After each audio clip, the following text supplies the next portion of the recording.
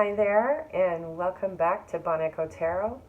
I'm starting up again after a wee hiatus. I was having some technical challenges, and I'm still working some of those out, but for the most part, I am ready to get back into the swing of production.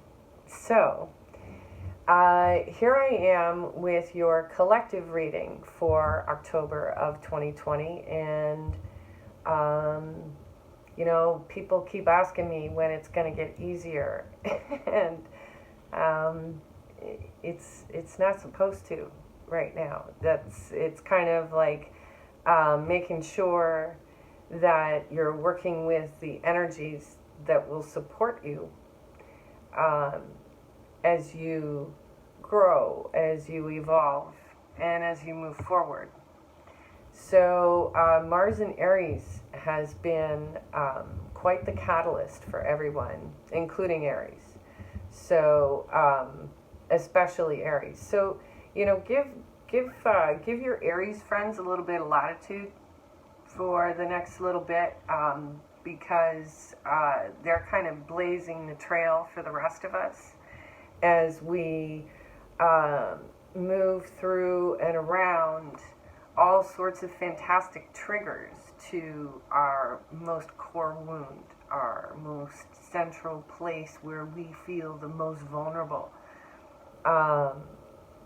And so when we feel vulnerable, and if we feel like we're cornered at any time or under threat, chances are we're going to react to that. And so the entire collective is dealing with issues around self-sabotage and how we get in our own way from the responses that we have to our triggers. So the environment, lots of people get triggered by the word trigger and, it's so overused and whatnot, but there's really no better way to really describe it. I think that it's how all of us perceive that word that needs to adapt and change depending on the context. Self-care. Be nice to yourself, because it's essential at this time that every situation, every circumstance is approached with compassion, because we're all learning where our comfort zone is, where our strengths are, where our weaknesses are, where our own toxic behavior is getting in our way, how others' toxic behavior gets projected on us. It's a real mess. And so anything that's happening in our lives right now is kind of saying, okay, epiphany time, in terms of the patterns that you're frustrated with, the situations and circumstances that have become stale or stagnant. This is really, and because we are, especially right now in Libra, relationships of all kinds are at the forefront for everyone and how they relate to whatever house Mars in Aries falls for you. So this particular reading, I guess that's the first card, is for the collective. So that's for all signs, Aries through Pisces, everything in between. And because, there's many layers. I was talking with a good friend the other day about various spiritual self-examination programs that use metaphors like peeling the onion to reveal, the various layers of whatever, part of you needs healing the most. Because, if you become frustrated with the direction, if you think that it's a linear process, imagine, if you will, that it's spiral, that line is spiral. It's not linear, it's not sequential. It might be symmetrical as you continue to work through the different layers of understanding that you might need to continue on the path. as cliche as it sounds. So let's see here with the second card. And I've definitely taken my time through this shuffle. So for the collective, the hidden energies for us all is the Hierophant. So the Hierophant is one of those cards in the tarot deck that's, open to wide interpretation. It's not really a word or role that, is integrated into our day-to-day. So where do we put the Hierophant? We put the Hierophant in places like commitment, in places like tradition, as well as, a return to a spiritual perspective on things. The shadow side to this card, if we look at it from a spiritual perspective, is that, there might be dogma. What dogma needs to be either eliminated or completely disassembled in how you view the way your life is supposed to go, and how appropriate that the Death card show up right here. And I think that, ultimately the whole idea of this phase in time for people is to bring a certain clarity to our relationships with ourselves and who we think we are. We've been put in this pressure cooker of circumstances beyond our control.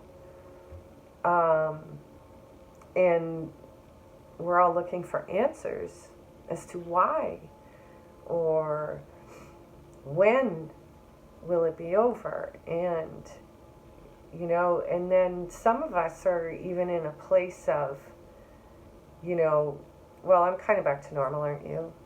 And it's like, no.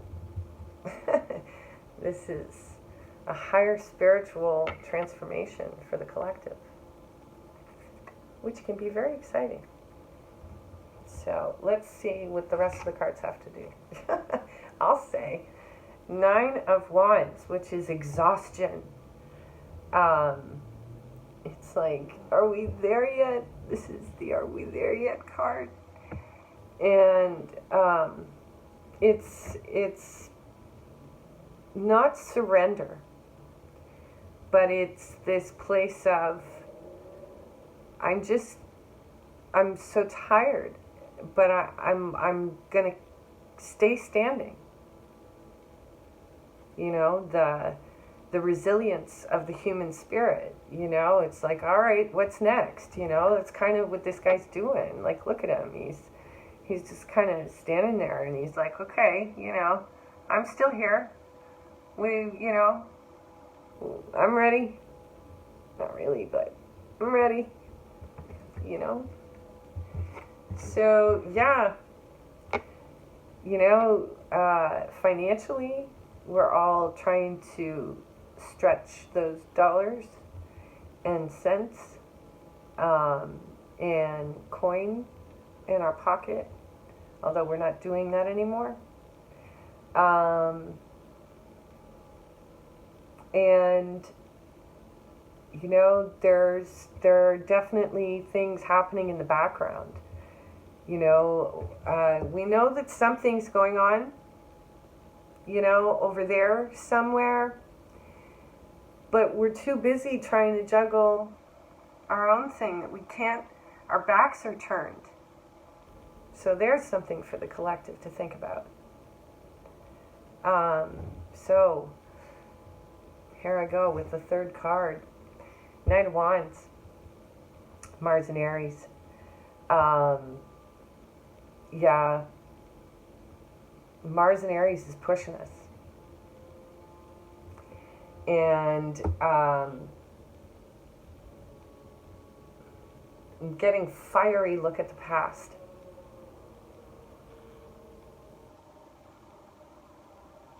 Or retrieval.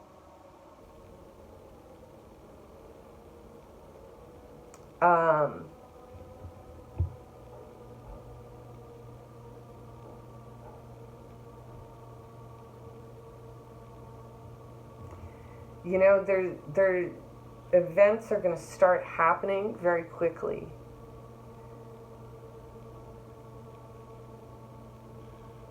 And like, this is historic, you know. It's not often that I see them in here, but this is one of the wonderful things about tarot and the Hermetic symbolism, is that it really doesn't touch your consciousness when you're looking at it. Even every time, like, different parts of the card will speak to you. So the reason why I bring up history is because we've got, you know, the pyramids of Giza. It's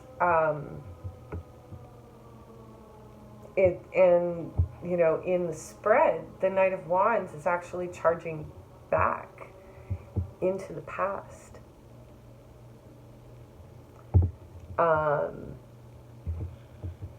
But it's in the future position and the outcome. So I'm going to pull another card from Lenormand, and I'm going to leave it at that. I find sometimes the more obtuse I am with the cards, the more resonant they are with you. So if you do find that it's resonant, please put a comment down below, and let me know your thoughts.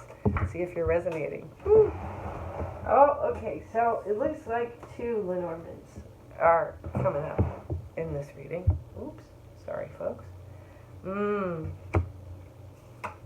Yeah, well, you know, we've got, yeah,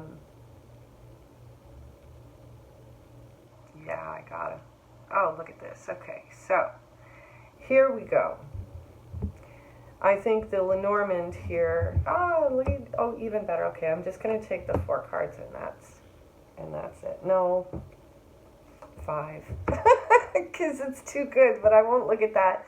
And in the story, I won't be tempted to take more cards. All right, so on the collective, the Lenormand has given us the tree, the dog, the heart, fish, and the garden. So let's start with the tree. The tree is about legacy. So, you know, there's another pointer towards the historic nature of things. That the collective is concerned about not only their own legacy as individuals, but legacies within families. And, you know, because of the sort of darker squares between some of the planets, it's forcing us to look at deeper family trauma, but ancestral trauma. You know, it's so much bigger than just you and me. So, and then the next we have the dog. So it's about loyalty.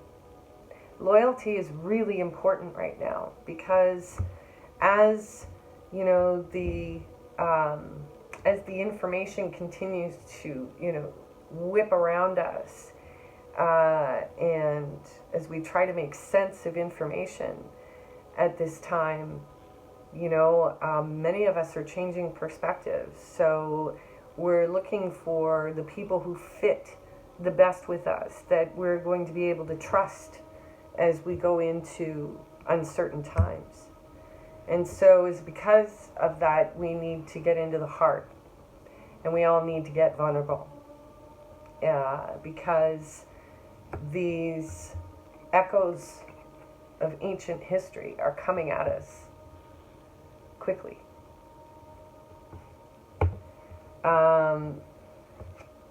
If you can manage to address all of these issues from the heart space, then the only thing that can result from that is abundance for you and the people that you care about.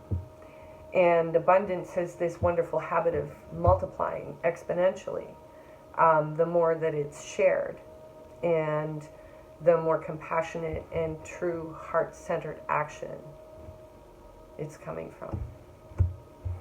And then, of course, there's celebration and reunion, and an acknowledgement of gratitude. So things may seem very dark and challenging. You may not be making the best decisions right now under the level of exhaustion that you feel. But this is definitely a spiritual calling. And things must be transformed before we head into the next chapter. So, wow, what a powerful reading. Thanks for sharing.